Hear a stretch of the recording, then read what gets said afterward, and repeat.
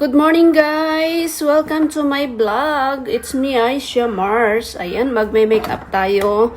At sasamahan nyo ako mag-prepare kasi lalabas tayo mamaya. Ayan. So, naisipan kong mag-video at ipakita ko sa inyo kung paano ako maghanda, mag-makeup. Maglagay lang naman ng sunscreen. Ayan, ito guys ang ginagamit ko. Ayan. Sabi nung iba, kasi pinost ko na sa Facebook. Sabi nung iba, pero isa lang naman yung nag-comment. Nung ginamit niya daw, nagka-pekas siya. Ayan. Ako naman, bago lang akong gagamit. So, siguro, pangatlong ganito ko na ang aking paggamit. Alam niyo magkano? Itong bili ko na to is 60? 50 pala. Tapos nung nakaraan, bumili ako is 55. Ayan. Paiba-iba ng presyo doon sa sa worldwide. Ayan, Hong Kong dollar ha, hindi sa peso. So ayan guys. Konti lang. Ayan. Kasi pag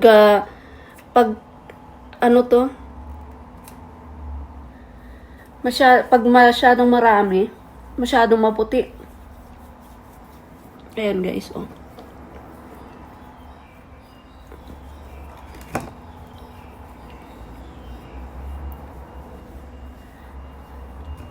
Para sa akin, maganda naman siya. Kasi ito lang talaga ang ginagamit ko, hindi na ako nagpa-foundation. Basta pag nakalagay na ako nito, tama na. Hindi na ako naglalagay ng face powder, mga ganyan. So, ayan, yun lang. Ay, sa pa pala? Sa leeg. Nakalimutan ang leeg. O, diba, tignan nyo, magkaiba yung kulay. Yung leeg ko at saka dito. O, diba? Magkaiba. Kaya lagyan natin sa leeg. Para magpantay. Alright. Okay na. And then, maglalagay lang ako ng ito. So, ito lang yung everyday na ginagamit ko, guys. Itong sunscreen at saka ito, ayan, tama na. At saka lipstick pala, guys. Ito, guys, binili ko sa sa Sasa. Ayan, guys. Parang lang, $18. 18, ayan, eyeliner. Tapos, ito naman dito sa aking kilay. Para mangitim-itim konti. Sa bagay sa akin naman, makapal na yung aking kilay. So, konti lang. Ayan, hindi na nga sila pantay. Oh. Hindi ko na pinaayos. Wala na yung mga nag-aayos dyan sa central. Diba hinuhuli na yung mga nandyan sa central. Kaya, wala na sila. Siguro, lumipat sila ng pwesto. Ayan, maglagay tayo ng alam nyo guys, very ito, memorable sa akin kasi bigay pa ito ng amo ko noong Chanel. Chanel yan guys, binigay ng amo ko. Yung last na amo ko na New Zealand at saka Australian yung lalaki. Sila yung last na amo ko dito sa Hong Kong. Ayan. Ang dami kasi niyang makeup, mga damit, ay Diyos ko. Kaya pagka binibigyan ako, ay talaga naman, paldo. Kaya namimiss ko yung amo ko na yun. Sabi ko parang gusto ko ulit mag-work sa kanila, kaya lang hindi ko alam kung nandito pa sila sa Hong Kong or nag-migrate na sa Australia. Or sa New Zealand. Pero I think Australia kasi si lalaki doon sa Australia. At saka dalawa na rin yung anak nila. Diba? Ito kasi guys, may gold at saka silver. Parang siya, sparkling ganun.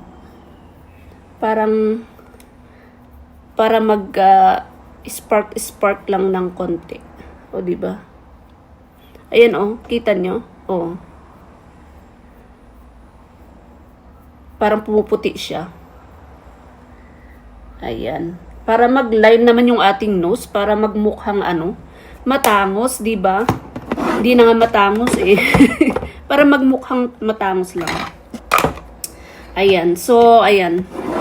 Alam nyo, meron pa yung ano eh, binigay niya. I think itong mga itong mga brush na to, sa amo ko galing guys. Itong mga, brush makeup. Ang tagal-tagal na nito guys. Talaga naman. Palibhasa kasi guys is Bobby. Bobby. Basta yung yung Bobby. Ayan, tignan nyo. Ayan. Mabasa nyo? Basta original siya guys. Kaya ang tagal-tagal na. Diyos ko, ito pa ang ginagamit ko. So, ang ginagawa ko as hinuhugasan ko itong brush niya. Hinuhugasan ko tapos ida-dry ko siya. So, ito yung naman ako sa aking mga amo noon.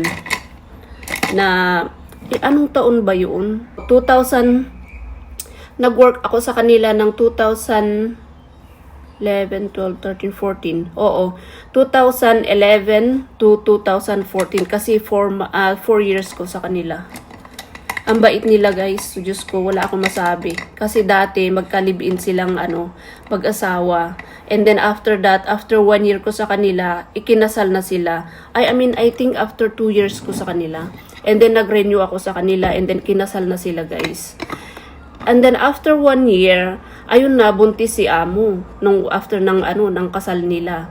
And then ayun na, buntis siya. Tapos that time naman na manganganak na siya, doon naman ako nagpaalam, kaya nalulungkot ako. Sobra akong nalungkot. So parang masama sa pakiramdam ko na iiwan ko siya na nanganak. Kaya lang wala din naman ako magagawa kasi tinulungan naman ako nitong asawa ko na ma-process yung papel ko. Kaya, ayun, sinabi ko sa amo ko na buti na lang naintindahan nila ako. Tapos, pinakita ko sa kanila yung mga picture namin nung kinasal kami. Kasi, baka akala nila is nagsisinungaling ako sa kanila. Baka akala nila na nagharap ako ng ibang amo. Pero, that time kasi nga is, talagang, tinulungan naman ako nitong asawa ko. Kaya ayun, process ng asawa ko yung papel ko hanggang ayun, nagkaroon ako ng residence visa.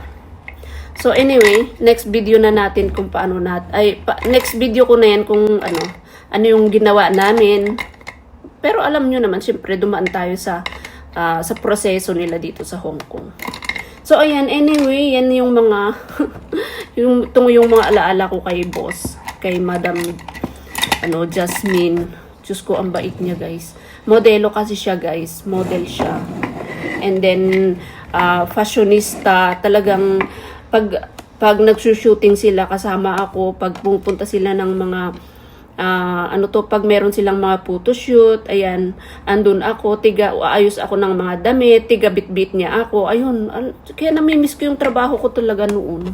Way back, 2011 to 2014. Alam nyo, ito pa, meron pa yung mga, itong mga to, ayan, mga original kasi, kaya kahit na nagtagal, talagang maganda pa rin siya. Ayan, tignan nyo. Oh, maganda pa rin yung niya, yung pag ginamit mo, maganda pa rin siya kahit ang tagal-tagal na. Saan pa ba yung iba? Yung iba tinapon ko na eh. Itong mga ginagamit ko lang ang hindi ko tinapon. Saan pa ba yun? I think ito din. Ito, MAC. Ayan oh. Lipstick ito guys. Ayan. Konti na nga lang natitira oh. Kaya lang sa tipid ko, yung parang ayaw kong gamitin, hindi na uubos. Sa tipid ko kasi sabi ko, pag naubos, wala na, itatapon mo na lang. Kaya ayan, hindi ko siya ginagamit. Parang na lang, pag may, occasionally na ginagamit ko na lang siya. Ayan. Basta mga gamit ni amo, alam nyo naman pagka puti, talagang siya, branded. Ayan. Tapos, asaan pa? Meron pa ang makeup. Tsaka ito guys, ayan. Ayan, mga mahilig siya sa mga sa MAC. Ayan, MAC siya. MAC. Mga ganyan. Pero wala siyang binigay na lipstick, mga makeup lang. Kasi syempre pag lipstick nagamit niya na yun. Siguro nahihiyang magbigay sa akin. So mga makeup lang na although ginamit niya pero okay pa rin namang gamitin. So ayan oh. Meron pa siya. Ito na lang paubos pink. Ayan. Kaya tinatago-tago ko ito guys kasi pag ginagamit ko to, ayan, naaalala ko siya. Tsaka malalaki na rin yung ano, naka-follow ako sa ano sa Instagram niya. Ang lalaki nung anak niya. Parang nagmo-model-model na rin. So ayan. Message ko nga sa ano sa Instagram. Hindi ko nga chinek kung nag-reply siya. Ayan. Ay, tsaka ito pa pala guys, oh. Oh. Ayan.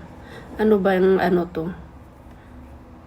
Puti siya guys, na nilalagay din dito. Parang ano din, parang mahilig kasi siya yung mga pag halimbawa may mga pupuntahan siyang mga program, may mga dadahluhan siyang occasion.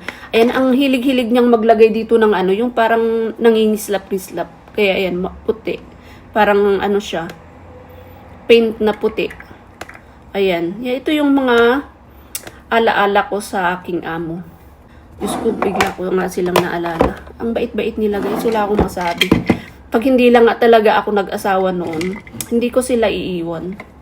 Kasi bihira kang makahanap ng amo na tulad nila. At saka puti pa sila ha, hindi sila maselan sa sa pagkain, ganyan.